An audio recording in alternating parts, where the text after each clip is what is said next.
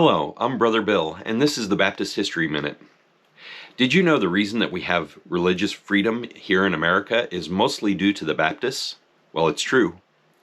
The First Amendment to the Constitution says, "Congress shall make no law respecting an establishment of religion, or prohibiting the free exercise thereof, or abridging the freedom of speech, or of the press, or of the right of the people to peaceably to assemble and to petition the government for a redress of grievances."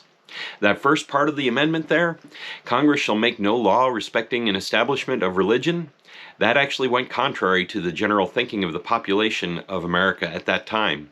It was believed that churches could not exist without support from the government, that they needed taxpayer money in order to keep their doors open. The Baptists, of course, opposed that view and did from the very beginning. And there was a great argument that ensued in the Continental Congress over what they were going to do about it. The initial ratification of the U.S. Constitution was in 1787, but concerns were raised that it did not do enough to protect the rights of individuals, so they wanted to add a Bill of Rights to that, which is where we get the first 10 amendments to the U.S. Constitution. During the discussions that were going on, there was a great deal of concern over the condition of the churches here in America and the need for taxpayer support to keep them open. So there were various contenders for which was going to be the established religion here in America. There were the Congregationalists, there were the Episcopalians, there were the Presbyterians, and others. But the argument went back and forth and no one could come to an agreement on it. Finally, the great statesman Patrick Henry, founding father, he came forward and came up with a compromise. He said that there would be 4 official religions here in the United States.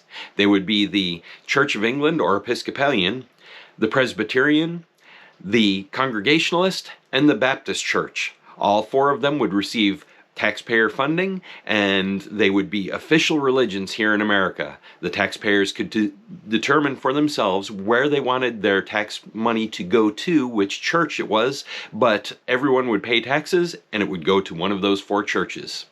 The Baptists, however, were very much against this. Despite the fact that they might benefit from the tax money that would come from the government, they were concerned about having freedom of religion. They had experienced persecution down through the years, and they said they wanted no government involvement in the church. And so they were very much for having freedom of religion in this country. However, Patrick Henry was an eloquent statesman, and he pushed for this 4-religion compromise and was going to win, it seemed, in the Continental Congress. There were 3 votes that had to be taken in order for that to become one of the amendments to the Constitution. The first vote was taken and it was almost unanimously approved. The second vote was also taken and that was almost unanimously approved. Right before the third vote was taken, Patrick Henry was suddenly called away from the Continental Congress to become the governor of Virginia. James Madison, who later became president, stepped in to champion the Baptist cause for religious freedom. And as a result, the third vote failed, and so there was no established religion in America. The First Amendment to the Constitution was written as we have it today, and it was later approved in 1791 along with the rest of the Bill of Rights. If you enjoy the freedom that we have in America, the freedom of religion, then you should thank a Baptist, because the Baptists are the ones who made sure that you have that available to you today. I hope you enjoyed this Baptist History Minute. If you did, then hit like and comment below, and also make sure you subscribe to our channel.